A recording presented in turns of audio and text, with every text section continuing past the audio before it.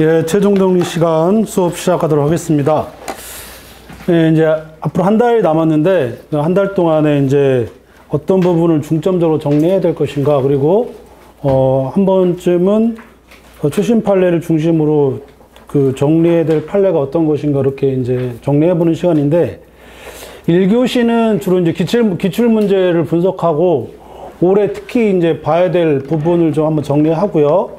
그 다음에 2교시부터는 이제 진도별로 나가면서 이제 판례 정리 이렇게 하는 쪽으로 이렇게 하도록 하겠습니다. 그래서 앞에 보시면, 자료가 이제 쭉 나와 있는데, 자료가 첫 번째가 이제 2024년도 기출문제 분석해가지고, 가로쓰기로 이렇게 되어 있죠. 그죠? 그래서, 예, 이게 가로쓰기가 아주 이게 힘들더라고요. 그래서 내가 문서 편집할 줄 몰라가지고, 이 가로, 놓긴 했는데, 위에 보면 이제 페이지 수 있잖아요. 그죠? 이게 중간에 이렇게 끊겼어요. 끊긴 게 아니라 이게 새로 쓰기에서는 맞는데, 나중에 이거 문서 편집 잘 하시는 분들은 저한테 좀 알려주세요. 위에 이제 뭐라 그랬죠? 이게 이제 머릿말하고 꼬릿말 이렇게 붙이는 거가 조금 이게 어색하긴 한데, 중요한 건 아니고, 예, 그래서 보통 10년 정도의 기출문제를 보면, 이제 기출문제를 볼 때 여러분들이 이제 어떤 시험이든지 마찬가지인데, 꼭 봐야 될 어떤 순서들이 있는데, 그게 뭐냐면, 어떤 시험이든지 다 비슷해요. 어떤 시험이든지 다 비슷한데, 직전 연도하고, 올해하고 겹치는 문제가 있는가. 그게 이제 24년도면 23년도 거, 23년도면 22년도 거, 그래서 겹치는지 한번 보실 필요가 있어요. 그래서, 우리 변리사 기출문제를 보면 이제까지 한 번도 겹쳐서 최소 직전 연도하고 겹쳐서 나온 거는 거의 없어요.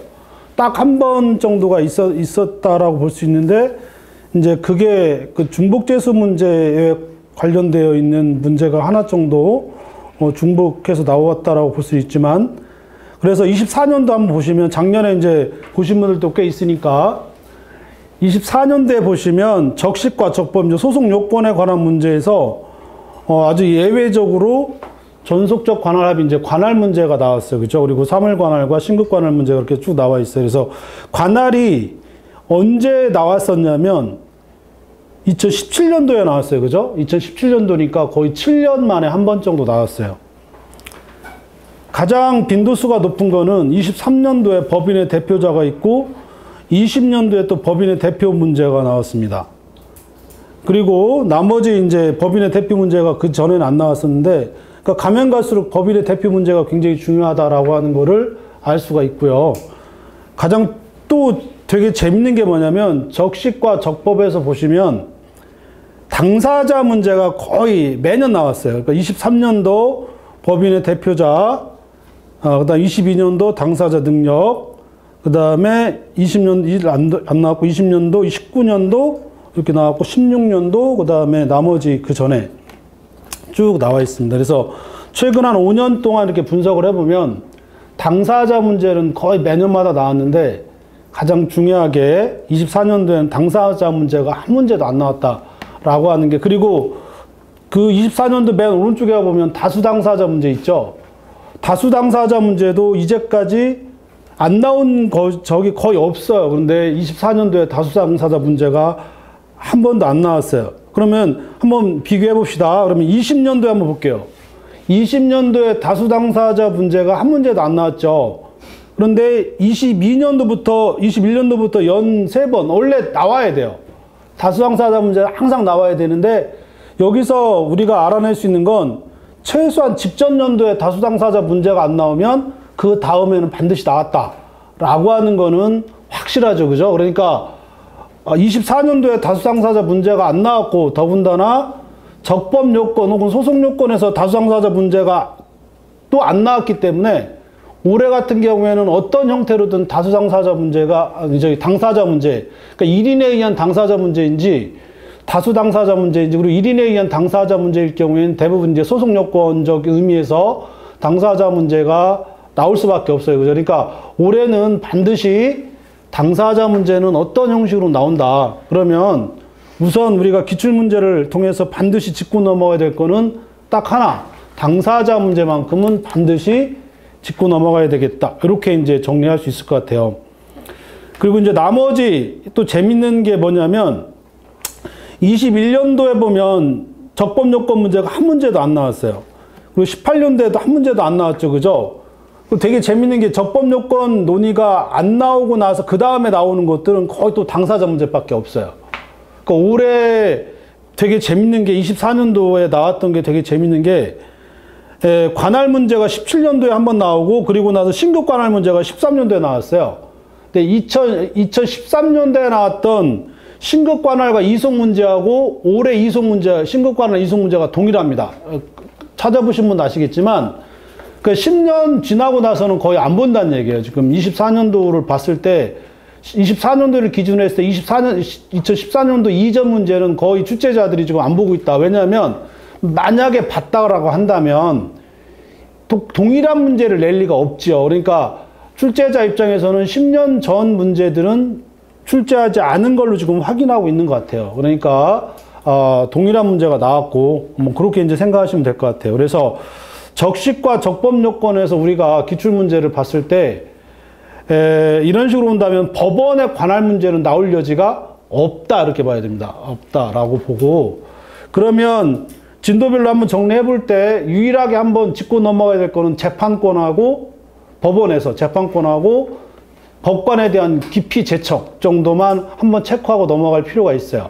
그러니까 빈도수로 보건대 올해는 관할 문제가 나올 가능성이 거의 0%에 수렴하고 있지 않을까. 수렴한다고 그랬지 0은 아니라고 했어요. 그죠? 그러니까 약간 0.1%는 남겨놓고 제가 왜 그럼 한 달은 남겨놓고 이 얘기를 하냐면 일단 한 달 동안에 우리가 무엇을 정리해야 될 것인가를 이거 최종 정리하는 거니까 최대한 범위를 좁혀보자. 그걸 범위를 좁히는 데 있어서 그냥 직관적으로 하늘에 계시를 받고 뭐 이게 아니라 뭔가 통계적으로 논리적으로 한번 생각을 해봤을 때 자기 행위 근거를 한번 찾아볼 수 있다면 특히 민사소송법에서는 관할 문제는 거의 안 봐도 되겠다 이렇게 이제 생각하시면 될 것 같아요. 대신 재판권하고 혹시 모르니까 법원의 제척 기피 회피는 한번 회피는 또 볼 필요가 없으니까 법관에 관한 제척 기피 문제 한 번 정도 그 다음에 재판권 문제 정도는 한번 최신 판례를 중심으로 한번 체크하는 정도 이렇게 정리하시면 될 것 같아요.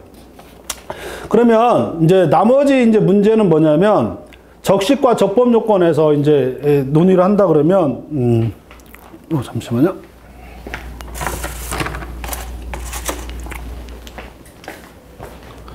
우리가 지금 당사자 문제는 반드시 짚고 넘어가야 됩니다. 이거는 이제 진도별로 정리하면서 계략적으로 하면 되고 법원에서는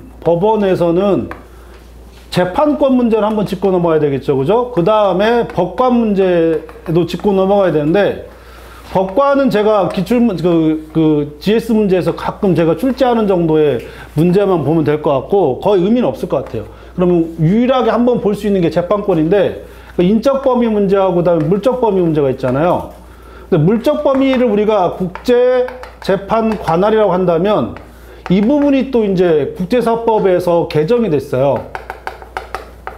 따라서 원래 국제재판관할 문제는 빈도수로 보건데 원래 개정이 되지 않았다 그러면 반드시 출제하니까 꼭 정리하고 넘어가라 이렇게 이제 얘기를 할 건데 이게 2022년도에 개정이 되고 24년도부터 실행되면서 거의 모든 관할 문제가 다 국제사법으로 넘어갔기 때문에 이게 출제될 가능성은 없어요. 왜냐하면 이게 우리 지금 시험용 법전에는 없고 그러하다 그러면 이 문제를 출제하려고 그러면 이 근거되는 법조문은 반드시 제시를 해줘야 되거든요. 그러니까 이 부분도 제가 볼 때는 안 보는 게 오히려 시간 절약을 하지 않을까 생각합니다. 이거 내는 건 제가 볼 때 신의칙 위반이에요. 그러니까 거의 나오지 않을까 하고는 유일하게 하나 인적 범위에서 재판권 면제 여부만 한번 체크하시고 넘어가시면 되지 않을까 하시면 됩니다. 그래서 저 같으면 안 볼 것 같아요. 그냥 우리가 기출문제에서 나왔던 정도만 확인하고 넘어가면 될 것 같고, 거의 안 봐도 되지 않을까.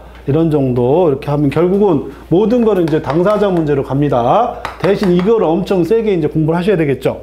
그 다음에 소송물하고 이 소송물과 관계된 소외 이익 문제가 있는데, 이 소외 이익 문제는 좀 이따 하도록 하고, 이 소송물 문제는 이게 안 나왔다 하기가 굉장히 힘듭니다. 왜냐하면 병합소송이 들어가면 이 병합소송도 소송물하고 연결되기 때문에 어떤 형태로 나왔고, 그리고 작년에 여러분 보시면 아시겠지만 손해배상 청구에 있어서, 이 손해배상 청구에 있어서 적극적 손해하고 소극적 손해에서 이거에 대한 전부 승소한자가 항소심에서 정신적 손해에 대한 청구 취지 확장 문제가 작년에 나왔기 때문에 그런 측면에서 소속물 문제는 나왔어요. 근데 이 소속물 문제는 기본으로 깔고 들어가야 하고, 이것 자체를 문제 삼을 필요는 없을 것 같아요.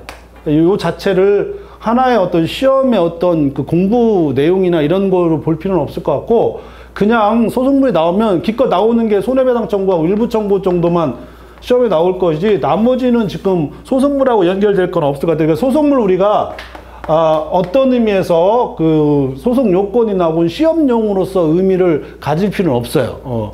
다시 한번 얘기하지만 결국 모든 문제는 당사자 문제로 갈 수밖에 없다, 이렇게 정리하시면 되고, 이거 당사자는 뭐까지 포함하냐면 소송 대리인까지 포함하는 겁니다. 그죠? 이게 소송 대리인까지 포함하는 거니까 올해는 특히, 이거 세 번째 얘기합니다. 올해는 특히 당사자하고 소송 대리인 부분을 어떤 형태로는 정리할 필요가 있다, 이렇게 하시고, 나머지는 큰 의미는 없습니다. 뭐 소해이익 문제는 나중에 이제 좀 이따 다시 얘기하도록 하고, 이거는 소송, 이거 해봤자 기껏해야 구실체법설인데, 이거 해봤자 구실체법설인데 이거 가지고 얘기할 수 있는 건 거의 없잖아요. 그죠? 그러니까 이것도 큰 의미는 없어요. 이거 지금 이제 와가지고 막 소속물 이론해가지고 쓸 필요는 전혀 없을 것 같고, 이거 자체를 가지고 실질적으로 소송법학자들이 논의를 하거나 뭐 그런 건 없습니다. 거의 다 판례에 따라서 판단하기 때문에. 그래서 혹시 이거는 이게 쟁점이 돼 내올 수는 없어요. 이게 굳이 큰 의미로 하자면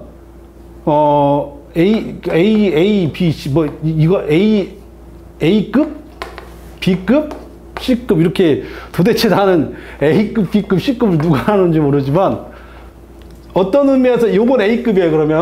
그러면 소속물 한 Z급 될 것 같아요. 그죠? 거의 의미가 없습니다. 그러니까 이거는 제가 볼 때는 물론 아주 서술을 하기 위해서 중간중간에 어떤 의미를 부여하는 것이지, 요게 실력을 구분하기 위해서 낸다, 이거는 거의 불가능합니다. 그래서 제가 볼 때는 이건 Z급이기 때문에 그냥 어느 정도. 그래서 보시면 그 적법 요건에서 소속물에 관한 논의는 거의 없어요. 항상 보시면 아시겠지만 거의 한 지금 11년도 거를 12년도 거를 우리가 쭉 보고 있지만 소속물 자체를 가지고 물어보는 건 없고, 가끔 물어보는 게 23년도에 나왔던 중복죄수 금지 문제 이런 정도. 그 다음에 17년도에 나왔던 장래이행의 소해 문제. 요 17년도에 장래이행의 소가 어디까지 연결되냐면 객관적 병합에서 장래이행의 소 연결되기 때문에 장래이행의 소 문제는 굉장히 자주 출제됩니다. 근데 그거는 굳이 적법에 관한 문제라기보다 주로 이제 대상 청구를 연결해서 나오는 문제가 되기 때문에 소송 요건으로 들어가기보다는 병합소송에서 이해해 주는 게 훨씬 좋아가지고 제가 그쪽으로 빼버렸어요.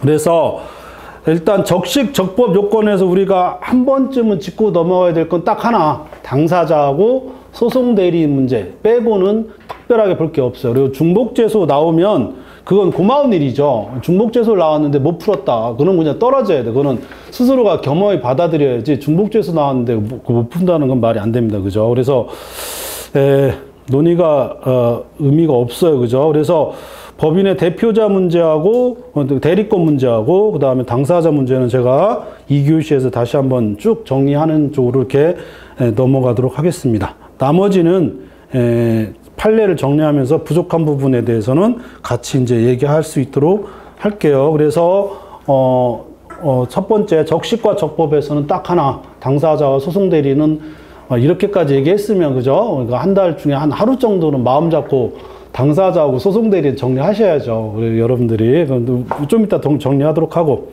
그 다음에 끝나면 진도별 나갔을 때 변론과 증거를 하나로 묶어봤을 때 변론과 증거는 이제까지 안 나온 해가 없어요.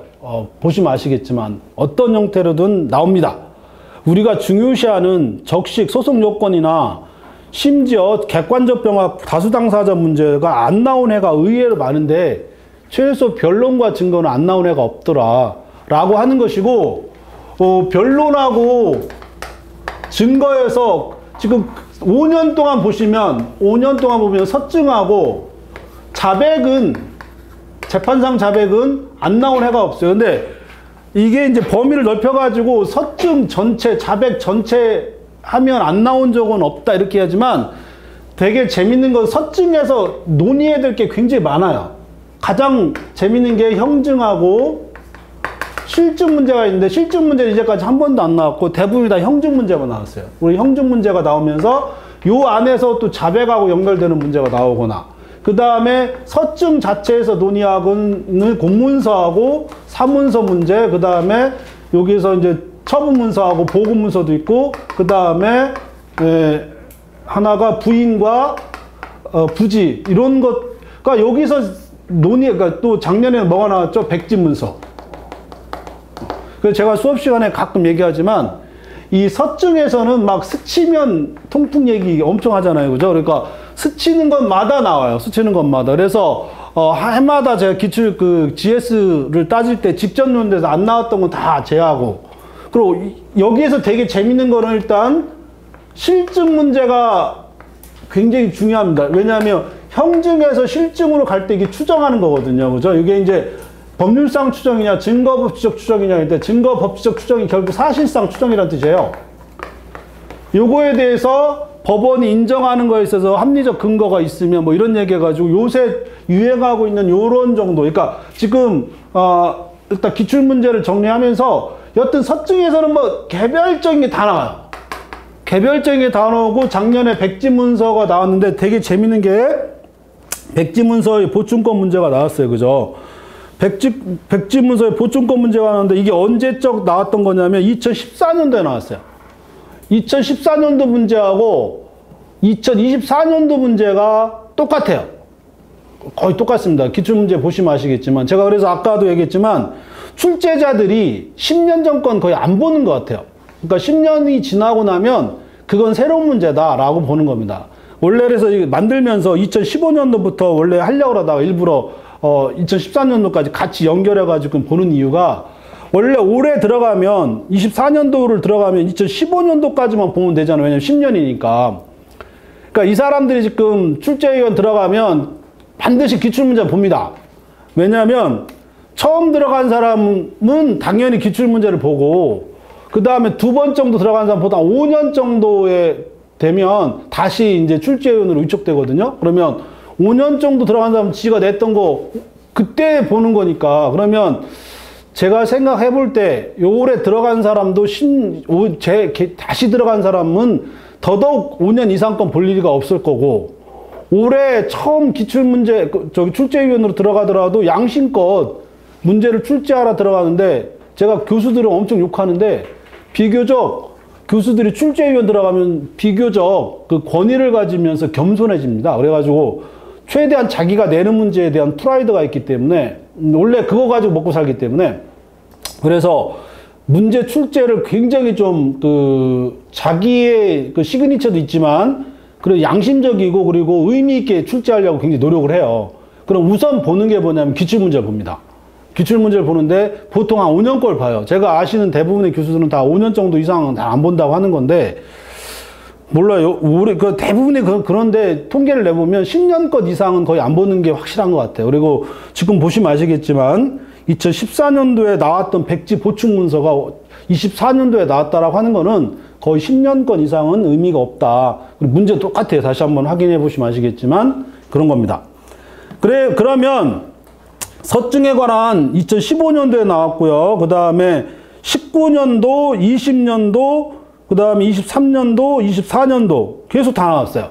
그 얘기는 거의 매년마다 나오는데도 불구하고 우리가 또 한 번 얘기하지만 서증에서 무슨 문제가 나왔는지를 확인하고 낸다. 이렇게 이제 추정할 수 있어요. 그죠? 그 얘기는 이건 당연히 형증 문제나 그 다음에 공문서, 사문서 문제나 그 다음에 사본, 원본 이런 문제나 뭐 이런 거 있지. 이런 백지문서. 그러니까 백지문서는 볼 필요 없어요. 그죠? 최소 이거 내는데 올해 냈는데 틀렸다 그러는 건 말이 안 되는 거. 왜냐면 작년에 나왔는데 말이 안 되잖아요. 그죠? 그러니까 결국 그러면 우리가 교과서에 있는 것 중에 다 제하고 나서 그럼 남는 게 뭐냐? 이 정도만 체크하시면 될 것 같아요. 그죠? 이 정도만 체크하시면 될 것 같고 여기에서 굉장히 재밌는 게 뭐냐면 이 서증에 대한, 원래 서증이 357조, 358조로 가요. 이게 진정성인데, 법조문인 보면 344조, 여기서 보면 이게 이제 문서 제출 명령입니다. 원래 교과서에서 문서 제출을 하고, 문서 제출한 걸 가지고 뭐예요? 문서의 증거, 조사를 우리가 뭐라고 하죠? 서증이라고 한단 말이에요. 그러니까 순서상으로 문서 제출하고 나서 제출된 문서에 대한 증거 조사를 하는 것이 우리가 지금 서증이라고 하는데, 이제까지 요게 한 번 언제 나왔죠? 그래서 문서 제출 명령 문제가 한 번 나왔었는데, 한 번인가 나왔었어요. 이게 지금 제가, 확인했던 게, 여기, 이전인가 보네요. 그죠? 제가 분명히 확인했었는데, 한 번 나왔었어요. 이게 10몇 년 전에. 그러니까 지금 요게 논의한다 그러면, 그러니까 출제위원 들어가가지고 이거 없네 라고 하는 것 중에 하나가 뭐냐면 문서 제출 명령이 없어요. 그리고 요게 23년도하고 23년도에는 심지어 전원합의체 판결이 나왔고, 24년도에 또 한 번 문서 제출 명령에 관한 판례가 나왔기 때문에 확률적으로 제가 볼 때는 이게 가장 크지 않을까 이런 생각합니다. 그래서 이건 이따 정리하도록 하고, 그러니까 문서 제출 서증은 지금 통계적으로 보면 거의 나온다 라고 본다면, 나온 것 중에 다 제하고 나면 우선 체크해야 될 게 문서 제출 명령과 그 효과, 그리고 비밀 심리 절차, 그리고 최신 판례, 이 부분은 어떤 형태로든 우리가 정리하고 넘어가야 됩니다 라고 이제 말씀드리고, 여기에서 제가 아마 저만 냈다고 하는 것 같은데, 외국의 공문서 있잖아요. 그죠? 외국의 공문서에 관한 문제도 시대의 흐름에 따라서 한 번쯤은 한번 체크하고 넘어가도 되지 않을까? 이거 나오면 저는 대박이고, 다른 사람 쪽박이고, 이것 중에 하나가 바로 이겁니다. 그죠? 그래서 한 번은 체크하고 넘어가시라. 이런 정도. 근데 확률은 없어요. 원래 수성법 학자들 중에 외국의 공문서 자체를 깊이 있게 다루시는 분이 많진 않고, 다루긴 다뤄요. 다루긴 다루는데, 제가 여러분들한테 그냥 얘기하면 되면, 원래 이제 서울시립대 정선주 교수가 있었는데, 이분이 서울대로 넘어갔어요. 제가 논문을 베꼈을 때, 누굴 따라 써줘야 되나요? 그러니까 그 얘기는 그 사람의 논문을 그대로 따라 쓰는 게 아니라 트렌드를 잡아야 되잖아요. 그죠? 그 중에 가장 트렌드를 우선 잡는 사람이 누구냐면 서울대 그러니까 원래 그분이 시립대 있을 때부터 그분이 무슨 논문 썼냐에 대한 아류. 전 스스로 아류작이라고 하는데, 정선주 교수의 아류작입니다. 이분이 쓴 논문을 어떤 식으로든 아류로 해가지고 똑같이 안 쓰더라도. 그래가지고 가장 학문적으로 연구를 많이 하시는 분이 정선주 교수예요. 그래가지고 이분이 논의하고 있는 것 중에 지금 공문서를 논의하고 있어요. 이분이 논의하고 나면 한 2, 3년도 뒤에는 꼭 따라합니다. 다른 그 교수들이. 뭐 그렇다고 해가지고 뭐 이분이 대단한 학자다 그런 거 아니에요. 이런 얘기하면 안 되는데. 뭐 여튼 굉장히 빨라요. 이런 부분에 있어서 전자정보라든지 전자문서, 그다음 외국의 공문서 이런 식으로 해서 남들이 건드리지 않는 거를 굉장히 빨리 합니다. 그리고 한 2, 3년 뒤에는 또 다 따라요. 왜? 그렇기 때문에 이게 나온 지가 한 2, 3년 됐거든요. 아마 올해나 내년부터는 아마 제가 볼 때는 각 학교에서 외국의 공문서에 관한 서증의 문제를 내지 않을까 제가 생각하고 있거든요. 그러면 이게 현실화 되려고 그러면 다시 또 2, 3년 지나야 됩니다. 그러면 빠르면 내년, 내후년 정도 되고 혹시 또 몰라요. 그래가지고 예외를 좋아하기 때문에 그래서 한 번은 우리가 GS에서 풀었던 거 한 번은 체크하고 넘어가시고, 나머지는 서증 교과서에 있는 것, 그 판례를 정확히 이제 논의하시면 되지 않을까 이런 생각을 합니다. 의외로 자백 문제도 자주 나오는데, 심지어 이 자백의 성립과 철회, 취소 문제가 벌써 2번이나 나왔어요. 2번이 나왔고, 요 자백과 연결되어 있는 몇 가지 문제 중에 하나가 몇 가지 논의가 있을 수 있는데, 이게 이제 뭐가 있을 수 있냐면 이게 진술. 그래서 여기서 이제 이 진술이 이제 진술 간주가 적용될 건지 이런 정도 하나, 그 다음에 권리 자백이 인정될 거냐 뭐 이런 정도 하나, 뭐 이렇게 쭉 뭐 한 2, 3개 이렇게 나왔어요. 그죠? 나왔고, 이제 유일하게 안 나왔다라고 하는 것 하나가 있다면 뭐냐면 이게 선행 자백밖에 없어요. 지금 남아있는 거는. 지금 자백 문제를 쭉 보면 이제까지 안 나온 건 선행 자백 하나밖에 없으니까 올해 나온다 그러면 그냥 선행 자백을 한번 체크하시고 넘어가시면 되지 않을까. 뭐 여튼 요거는 기본이에요. 그죠? 서증하고 자백은 이제까지 안 나온 해가 거의 없으니까 둘 중에 하나는 반드시 나와요. 둘 중에 하나는 반드시 나오기 때문에 여튼 그런 정도로 정리하시면 될 것 같아요. 그죠? 그래서 19년도부터 보시면 거의 매년마다 나와요. 매년마다 이제 거의 계속 나오고 있다라는 정도 정리하시고요. 나머지는 뭐 크게 나왔던 문제들 계속 나오고, 그래서 주로 논의되는 게 이제 요 변론과 증거에서 우선 첫 번째 봐야 될 게 서증하고 자백 문제는 어떤 식으로든 한번 체크하고 넘어가고요. 나머지 두 번째 순위가 송달 문제입니다. 그 송달하고 이제 추안을 연결해서 나오는 문제가 있는데 이것도 아주 출제가 자주 돼요. 그것도 이거는 제가 볼 때는 2년마다 한 번씩 나오지 않을까? 이렇게 제가 볼 때는 2년마다 한 번씩 나올 것 같아요. 보면 그러면 23년도에 공시송달과 추안이 두 문제가 나왔고 24년도에 한 번도 안 나왔으니까 그러면 확률적으로 25년도에 나온다며. 그죠? 그래서 이것도 심지어 연달아 나온 적도 있어요. 그거 보시면 아시겠지만 공시송달과 추안 문제가 연달아 나온 적도 있어요. 그래서 23년도에 나왔고 그 다음에 21년도 추안 문제가 나왔어요. 그죠? 그래서 계속 이제 추안 문제가 계속 출제되고 있는 것들이 있으니까 알아두시면 될 것 같고, 올해 특히 이제 다른 건 모르겠지만 올해 특히 이제 이 송달하고 추안 판례들 중심으로 이거는 나올 수 있는 거는 이론적인 건 절대 안 나옵니다. 이거는 완벽하게 나온다면 판례밖에 나올 게 없으니까 나온 것도 항상 판례들만 나오고, 그래서 꼭 정리를 하시면 될 것 같아요. 그래서 두 번째로 정리해야 될 게 송달하고 추안 문제, 이렇게 이제 정리하시면 될 것 같아요. 그리고 의외로 굉장히 중요한 게 변론주의하고 처분권주의가 논의가 되는데, 작년에는 변론주의가 나왔단 말이에요. 그죠? 변론주의가 나왔고, 결국 그럼 나올 수 있는 건 처분권주의 하나밖에 없어요. 나올 수 있는 부분은. 요거하고 항상 비교되는 게 지적의무 하고 성명 연결되는 거 출제가 되는데, 여러분들은 잘 모르겠지만 이거 지적의무는 거의 매년마다 나와요. 그러니까 답안지에 들어가야 될 내용 중에 지적의무가 들어갈 내용이 거의 매년마다 나오는데, 이게 되게 재밌는 게 23년도에는 한 문제도 안 나왔어요. 그러면 이것도 마찬가지로 판례를 중심으로 해가지고 지적의무에 관한 판례를 잘 정리하시면 됩니다. 그래서 변론주의하고 처분권주의는 거의 이론적인 문제라고 한다면 지적의무는 완벽하게 판례 문제로 들어가기 때문에 그것만 체크하시면 될 것 같습니다. 그래서 이것도 되게 최신 판례를 가지고 자주 출제하는 분야니까 그렇게 정리하시면 될 것 같아요. 나머지가 이제 소송 절차 중단에 관한 문제인데, 이것도 뭐 거의 2년마다 한 문제 정도 나오는 거죠. 근데 이 소송 절차 중단하고 이따가 또 한번 제조하자면 재소전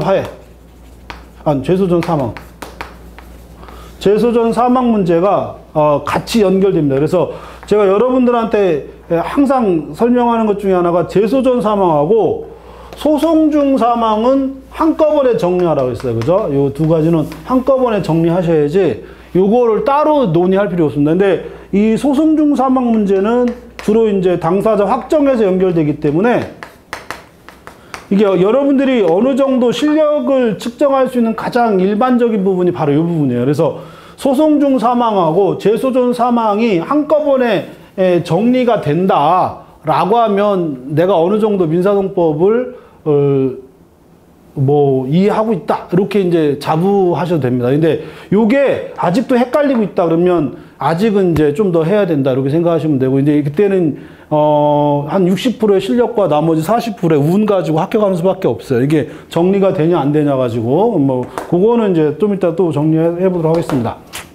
그래서 우선 봐야 될 게 이 부분, 그 다음에 송달과 추안에 관한 몇 가지 판례, 그리고 나서 소송 절차와 중단이 있고, 이거는 순서는 빈도수는 굉장히 많지만 요거를 먼저 정리하라고 하긴 제가 조금 왜냐면 이게 이 범위가 너무 많아요. 그죠? 이 범위가 너무 많습니다. 그래서 논의할 여지는 원래 이게 범위가 많은 건 뒤로 빼거나 하지 마세요. 나중에 시간 없으면. 먼저 할 수 있는 걸 끝내고 하셔야지, 하지도 못할 거 하다가 나머지 하는 필요 없잖아요. 그죠? 지금도 아직도 그러시는 분이 있는데 10문제 중에 한 1, 2, 3, 4, 3문제, 2문제, 3문제, 2문제 이래가지고 여기 좀 풀고 나서 2문제로 남겨놔요. 그리고 나서 이제 내가 시간만 더 있었으면 실전 들어가면 할 수 있어요. 못해요. 원래도 못하면 못합니다. 그러니까 가장 중요한 전략이 열 문제를 다 풀어야 돼요. 그러니까 지금 어떤 거 하나를 깊이 있게 하고 그냥 넘어가느냐, 아니라 전부 다 평균 한 70% 정도의 서술을 해가지고 열 문제를 다 푸느냐, 아니면 나머지 90%를 뭐 8문제하고 나머지 2문제냐, 확률적으로 따져보세요. 2문제를 빼놓고 90% 한다고 해가지고 이 90%가 맞느냐, 여러분이 쓴 것 중에 90% 중에 50%는 다 쓸데없는 얘기예요. 그 얘기는 70%를 쓰고 10문제를 다 푸는 게 훨씬 나아요. 그리고 나서 나중에 시간 남으면 거기다가 옆에다가 막 세 또. 이게 채점을 한 사람은 여러분들이 볼 때 지저분하니까 안 볼 것 같아. 이 글씨를 읽게만 하면 다 읽어봐요. 그리고 거기에 채점을 해줘요. 옆에다 쓰든, 아니 지금 내가 지금 목숨이 왔다 갔다 하고 지금 합격 불합격하고 있는데 아이고 이거 쓰면 미친놈이죠. 이거 여기다 뭐든 다 써야 됩니다. 써놓으면 다 이해해요. 왜 옆에 써 있으니까. 그리고 뭐 거기다 깨알 같은 글씨도 그러면 채점하면서 얘가 시간이 없어 다시 옆에다가 썼나 보다 이렇게 해야지. 얘는 이렇게 있어요. 여기 글씨 이렇게 했고 여기 벗어났네. 이거 썼네. 요 벗어났으니까 나 채점 안 할 거야. 미친놈이 없어요. 여기 쓰면 돼. 여기다 이렇게 해요. 쓰면 되지 뭐. 그 썼으면 그럼 이렇게. 아니 사람이 그리고 읽다 보면 여기까지 읽는 거지. 줄 넘어갔으니까 안 읽어. 이런 미친놈은 없어요. 그 얘기는 일단 다 풀어요. 풀고 나서 물론 다 풀고 나면 시간이 없겠지만 그리고 풀고 나서 시간이 5분 남았다 그러면 그때 가서 부족한 부분 옆에다가 조금 쬐끔하게 쓰세요. 그러면은 채점자 읽게 되어 있어요.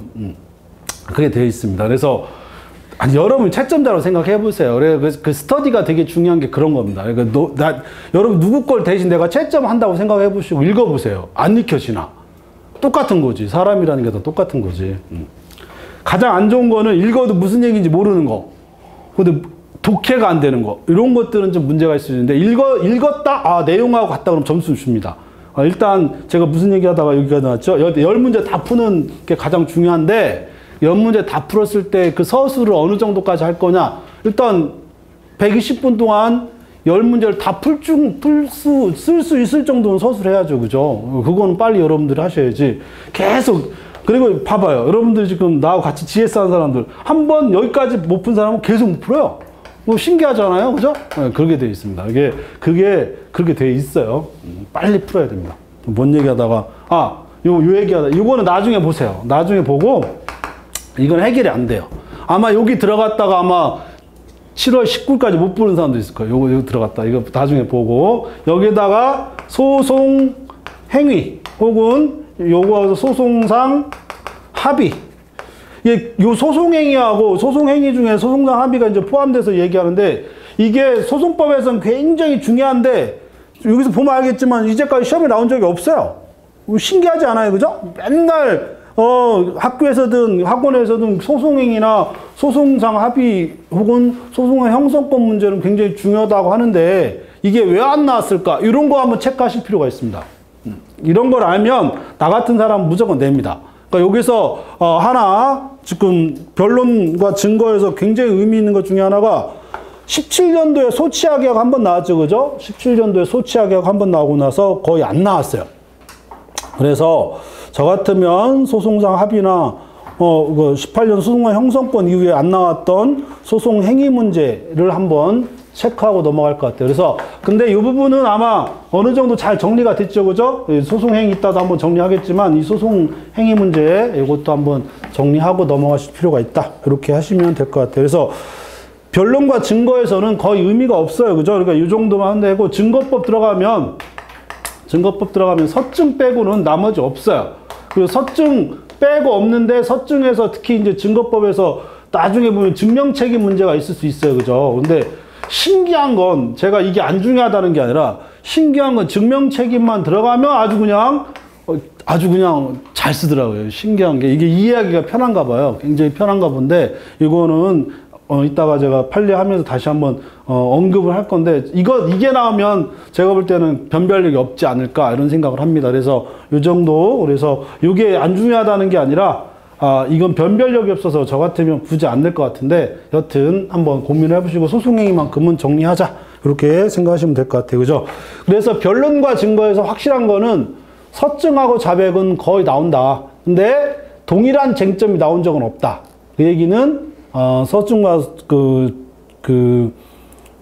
자백은 개별적으로 알아두고, 특히 자백에서는 선행자백 한번 정리하시고 들어가세요. 어떤 형태로 나올 수 있으니까 권리자백도 나왔고 다 나왔어요. 그죠? 그래서 기출문제 보시면 정리할 수 있을 것 같습니다. 그 다음에 소송의 종료 들어갈게요. 소송의 종료. 소송의 종료가 일단 되게 재밌는 거 21년도 그 다음에 19년도만 2번 안 나왔습니다.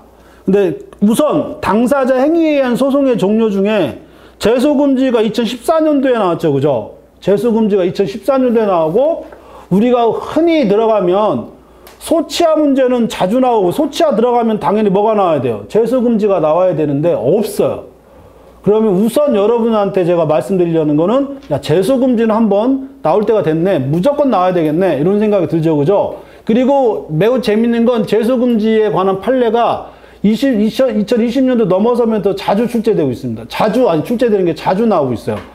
그래서 제소금지에 관한, 그래서 제가 올해 여러분하고 풀었던 그 GS 중에 제가 자주 냈던 문제 중에 하나가 제소금지 문제입니다. 그리고 이거는 변호사 모의고사에서도 제소금지 문제가 한 2, 3년 동안 계속 물밀듯이 막 몇 문제, 심지어 소치하 후 그 종국 판결에 관한, 종국 판결이 소송 판결이냐 본안에 관한 종국 판결이냐까지 물어보는 문제까지, 심지어 또 전부 명령에 있어서의 당사자 적격 문제까지 계속 변호사 모의고사에서 한 2, 3년 동안 나왔고, 제가 자꾸 왜 그 얘기를 하냐면, 우리 출제위원들이 다 변호사 로스쿨에 있는 교수들이 나와요. 그리고 아직 로스쿨에 안 돼 있는 법대 민사소송법 하는 교수들이 출제위원도 들어가는 건 제가 알아요. 아는데 그 사람들 또 뭐 보고 출제하냐면 변호사 모의고사를 보고 출제를 해요. 어차피 똑같아요. 그러니까 제가 그 얘기 자꾸 얘기하는 겁니다. 그래서 매우 재밌는 그 현상 중에 하나가 제소금지 문제가 지금 변호사 모의고사에서 매우 물밀듯이 지금 내고 있고, 그리고 또 우리는 10년 동안 안 나왔고, 그러면 반드시 해야 됩니다. 그죠? 그래서 소송의 종료 들어가면 첫 번째로 당사자 행위, 이제까지 나온 건 소치하고 뭐 당연한 거지만 화해, 요건 한 5년 동안 계속 나왔어요. 그죠? 그래서 심지어 작년에 나왔어요. 작년에 제가 소송상 화해하면서 원래 21년도가 나왔고 22년도 23년도 안 해. 근데 올해부터 이제 2년 지났으니까 해야 돼 해가지고 이제 나온 거고, 이제 안 나옵니다. 소치하는 한 1, 2년 지나고 나면 또 한 번 해야 되는데 작년에 나왔으니까 안 나오고, 소송선이니까. 그러면 여기서 유일하게 논의할 수 있는 거 뭐밖에 없어요, 지금? 제소금지밖에 없죠. 그러니까 이게 10년이 지났다.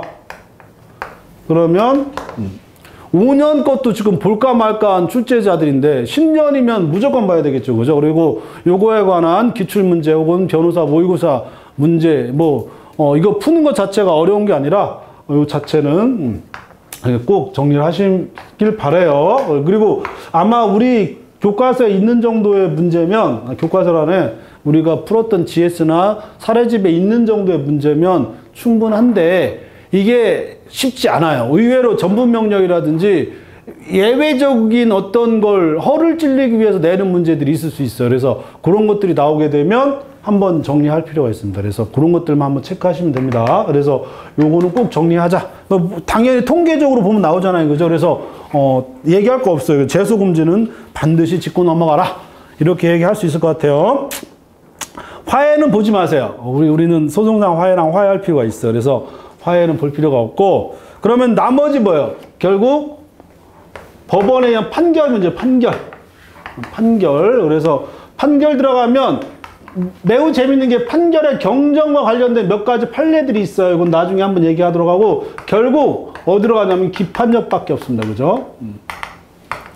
기판력밖에 없는데, 이 기판력이 나오는 해는 거의 점수가 평균이 보통 한 5점에서 10점이 올라가요. 항상 그래요. 항상.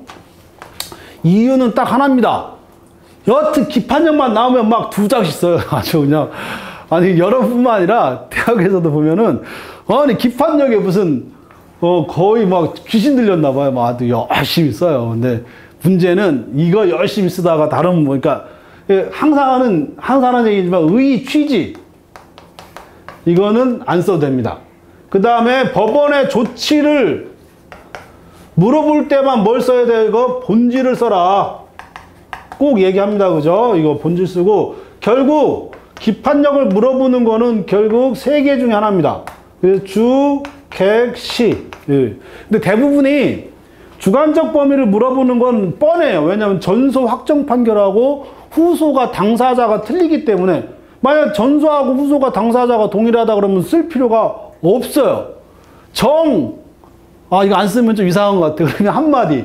전소와 후소가 당사자가 동일하므로, 이러면, 그러면 아는 거죠. 쓸 필요가 없어요. 여기다 막 전소와 후소가 당사자가 동일한데 승계인 문제 막가지고 물권적 청구 미친놈이죠. 얘는 절대적으로 떨어져요. 얘는 애들은. 그러니까 쓸 필요 없고. 객관적 범위. 그러니까 요거는 상수로 들어가고 쓰시면 됩니다. 그죠? 대부분이 물어보는 것이 소속물이 동일하지 않기 때문에 물어보는 게 일반적이란 말이에요. 그래서 요 정도 하고, 그 다음에 시적 범위. 근데 지금 시적 범위하고 거기에서 문제가 기출문제 보면 알죠. 시적 범위하고 요것도 2년 전에 한번 나왔고, 객관적 범위 기본적으로 물어보는 문제고, 요게 지금 안 나왔어요. 한 번도 안 나왔어요. 거기서 지금 기판형 문제가 거의 매년마다 나온다고 볼 수 있는데, 22년도에 나왔죠. 20년도에 나왔죠. 18년도에 나왔죠. 17년도에 나왔죠. 16년도에 나왔죠.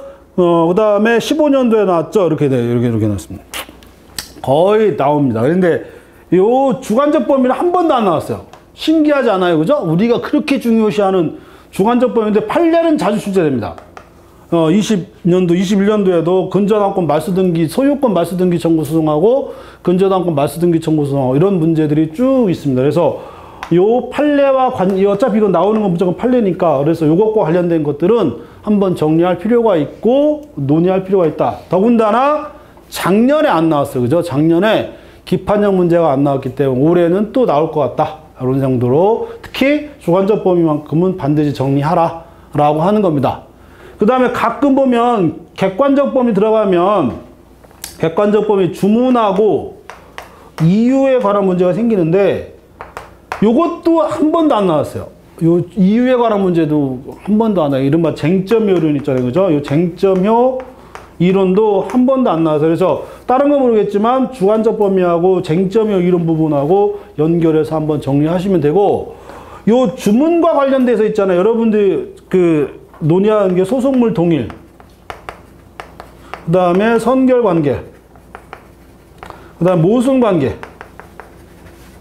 요게 요 모순관계하고 소속물 동일 문제가 같이 들어가고 선결관계는 직접적인 논의가 될 게 없어요. 그러면 소속물 동일하고 모순관계 요때 모순관계도 작용하고 소속물 동일한 거는 모순관계가 뭐냐 요거 설명할 때가 굉장히 판례들이 좀 난해할 때 이거를 다른 책에서 보면 기판력의 작용 국면 해가지고 이렇게 쓰는데 요 작용면을 따로 쓸 필요 없어요. 요 안에서 그냥 설명하면 되지.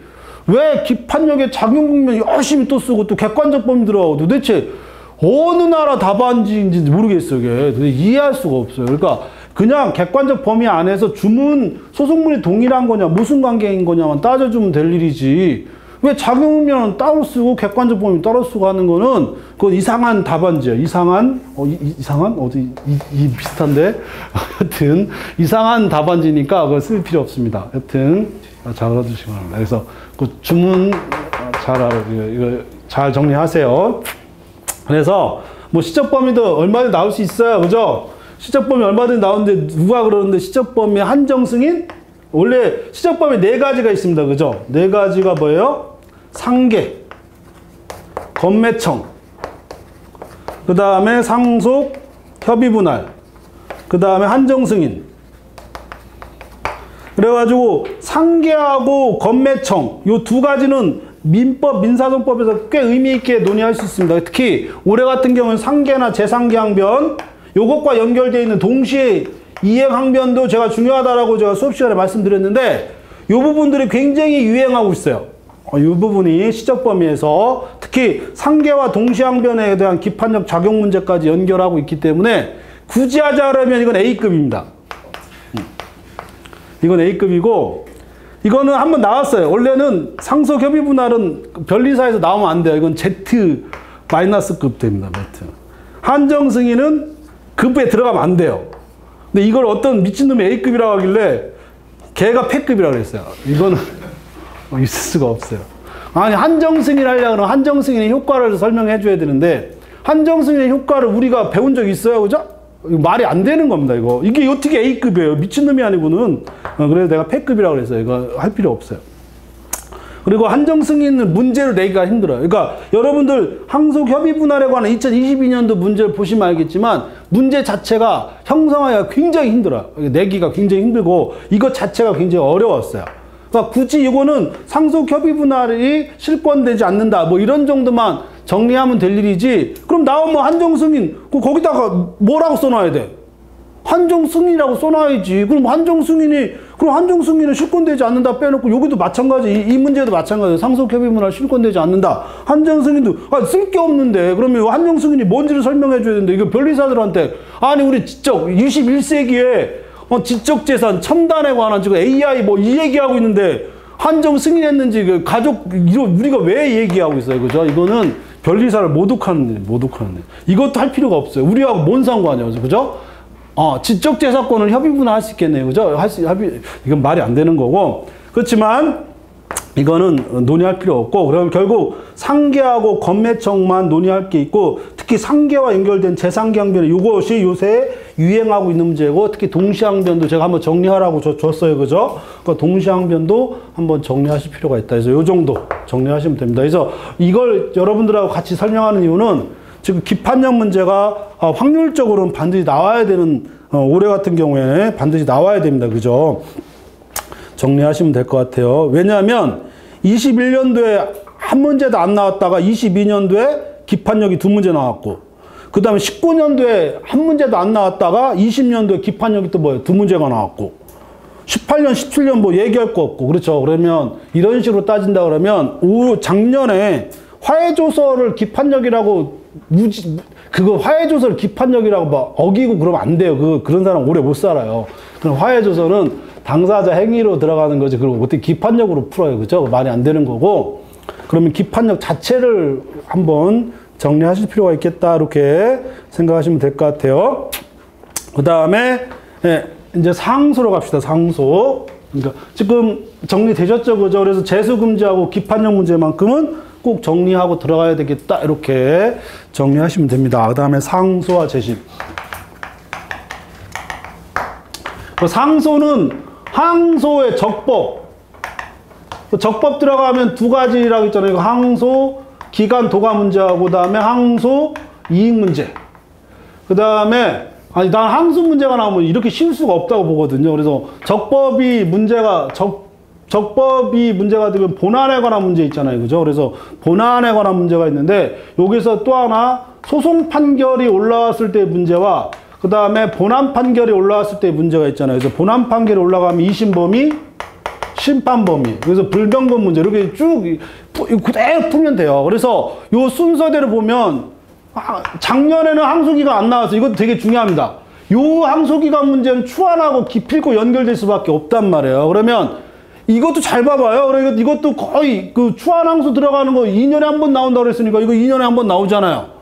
작년에 안 나왔으면 작년에 뭐가 나와야 돼? 당연히 항소 이익이 나와야지. 그러니까 적법 문제는 물어보는 거니까 작년에 항소 이익 문제를 물어봤으니까 올해는 볼 필요가 없다. 그러니까 이래저래 겹치는 부분이 뭐예요? 공시송달, 추안 문제와 항소 기간 문제니까 요거 연결해서 이제 한번 정리해야 되겠죠. 그죠? 당연히.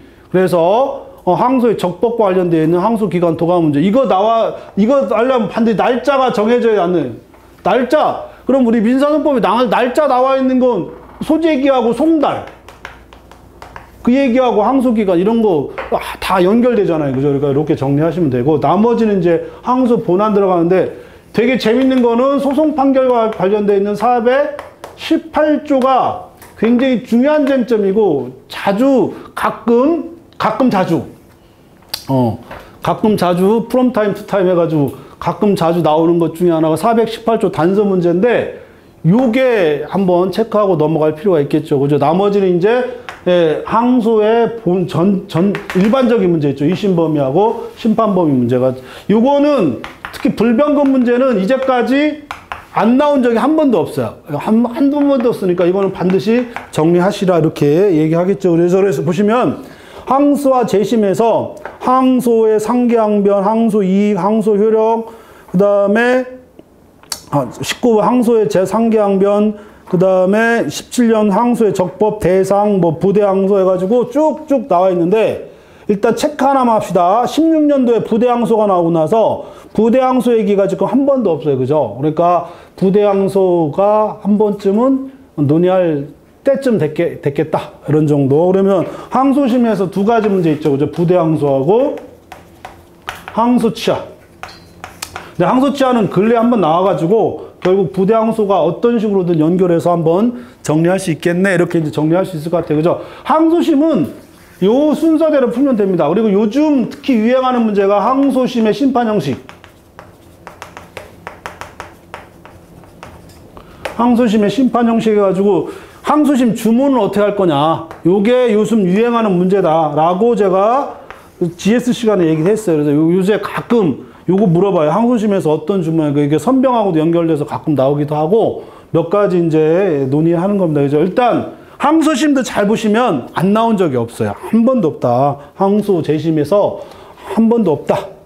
재밌는 건 20년도 한번 보세요. 20년도에 재심법원과 재심 성질이 한번 나오고 나서 5년이 지났잖아요. 그죠? 5년이 지났으니까 재심도 한번 체크할 때가 됐네요. 그죠? 재심도 체크할 때가 됐는데 재심에서 제가 볼 땐 공동소송적 보조참가에서의 재심의 소치하 문제, 이 판례가 굉장히 중요하다라고 했던 거 기억나죠? 그죠? 그 정도면 충분하지 않을까? 이런 생각합니다. 그죠? 이렇게 해서 항소, 상소. 상고는 상고심의 조치가 23년도에 한번 나왔어요. 그죠? 상고심의 조치가 23년도에 한번 나왔고 21년도에 상고도 한번 나왔어요. 그리고 21년도 23년도니까 그럼 올해 다시 2년 주기로 한다면 상고심도 한번 체크해 봐야 되겠네요. 그죠? 그래서 상고심이 23년도 조치 한번 나왔고 21년도 상고 파기환송 문제가 한번 나왔고 그렇게 최근을 들어서 보면 그러면 특히 올해 같은 경우에는 시대적 상황도 있고 그래가지고 상고심에서 어떻게 처리할 거냐 뭐 전원합의체라든지 이런 것도 한번 근데 제가 이거 강조를 하는데 심각하게 얘기하지 않는 이유는 여러분들이 상고심 자체에 대해서 뭐 크게 어렵게 생각하지는 않는 것 같아요. 그래서 저 심각하게 생각하지는 않는데 여튼 한 번은 체크하라. 그래서 상고심의 조치를 물어보면 딱 두 가지 436조냐 437조냐 두 가지를 반드시 검토해주고 만약에 436조라고 하면 파기환송의 성질 범위 이게 물어보는 문제 있다 그랬잖아요. 그죠? 그러니까 그런 정도 정리하시면 충분할 것 같아요. 그래서 재밌는 건 여튼 상소와 재심도 이제까지 한 번도 안 나온 적은 없다. 심지어 그래서 제가 가끔 뭐라 그래요? 불변금이 안 나오면 때려치겠다. 이게 안 나온 적은 한 번도 없어요. 근데 이거를 상소심에 집어넣을 건지 병합소송으로 가서 물어볼 건지 그건 저도 모르겠어요. 모르겠지만 항상 나온다. 이런 거. 그리고 또 어떤 분이 불변금이 C급이라고 그래가지고 또 얘기해요. 그 불변금을 C급이라고 한 얘가 패급이라고 했어요. 패급. 이건 말이 안 돼요. 항소심에서는 무조건 뭘 해줘야 돼요? 불변금은 반드시 논의를 해줘야 됩니다. 특히 이제 병합소송하고 연결돼서는 불변금을 논의하지 않을 수 없어요. 그러니까 반드시 정리하시라. 이렇게. 또 이따가 진도별 대략 정리하면서 또 얘기할 겁니다. 그 나머지 병합소송 문제죠. 그죠? 병합소송. 그래서 소송, 객병, 주병. 되게 재밌는 거는 병합소송하고 객관적병합을 하나로 이렇게 합해보세요. 그러면 객병이든 주병이든 이제까지 객병, 주병 중에 안 나온 해는 없어요. 병합소송은 어떤 형태로든 하나 나옵니다. 단지 다수당사자 소송하고 객관적병합이 둘 다 나온 해가 있고 그 중에 하나만 나온 해가 있을 뿐이지 병합소송 자체가 안 나온 적은 한 번도 없다. 라고 하는 거 꼭 정리를 하시면 될 것 같아요. 의외로 되게 재밌는 게 23년도에 소송승계가 나왔잖아요. 그 다음에 21년도에 소송참가 문제, 29년도에 소송참가 문제, 그 다음 17년도에 참가승계 문제 이렇게 되어 있고 그렇다면 의외로 소송 참가 문제가 자주 출제된다라고 하는 걸 알 수 있어요. 그죠? 그런데 되게 재밌는 거는 13년도만 보세요. 13년도에 선정 당사자하고 독립 당사자, 특히 우리가 그렇게 염원하는 독립 당사자 소송 문제는 한 번도 안 나왔어요. 13년도 이후에. 그렇다 그러면 어떤 형태로든 독립 당사 참가 문제는 꼭 나오겠네 라고 얘기할 수 있겠네요. 그죠? 그래서 다수 당사자 문제에서 독립 당사 참가 문제는 반드시 소송 참가가 논의하자 그러면 단순 보조 참가도 소송 참가니까 라고 하면 되겠지만 단순 보조 참가는 좀 예외입니다. 그 얘기는 단순 보조 참가가 한 번도 안 나왔다라고 하는 걸 지금 말씀드리려고 하는 건데 소송 참가는 주로 공동소송적 보조 참가하고 공동소송 참가만 시험에 나왔지 단순 보조 참가는 한 번도 안 나왔어요. 그래서 단순 보조 참가, 업소불장사, 요거 참가적 효력, 그 다음에 소송 보조 효력 이 정도만 어떤 형태로도 한번 나오긴 하겠지만 단순 보조 참가하고 독립 당사 참가 문제는 반드시 정리하자. 이렇게 나머지는 통공필공입니다. 그죠? 통공필공이고 진도별로 정리하면서 몇 가지 한번 얘기할 수 있을 것 같아요. 그 다음에 먼저 다수 당사자 정리했으니까 다수 당사자 두 가지 다시 한번 단순 보조 참가하고 독립 당사 참가는 나올 때가 됐다. 나머지는 다 나왔었다. 의외로 예비적 공동소송도 벌써 두 번이나 나왔어요. 19년도에 한 번 나오고 22년도에 한 번 나왔단 말이에요. 그죠? 그래서 나올 건 가만히 보세요. 나올 건 다 나왔어요. 그죠? 거의 우리가 공동소송에서 논의할 것들은 그러니까 지금 이 얘기를 왜 하려고 하냐면 출제자는 전에 뭐가 나왔는지 한 번은 검토한단 말이에요. 그러니까 내가 당사자 문제에서 뭘 내겠다 했더니 몇 년 전에 2년 전에 나왔는데 그럼 못 내는 거예요. 낼 수가 없는 거죠. 그 얘기를 하려고 하는 겁니다. 예, 다른 건 없고 24년도에 다시 한번 객관적 병합이 여러분들 본 사람들 많으니까 대상 청구 이놈의 대상 청구 아주 그냥 짜증나죠. 그죠? 대상 청구 문제하고 그다음에 항소심의 추가적 변경이 작년에 세 문제가 나왔어요.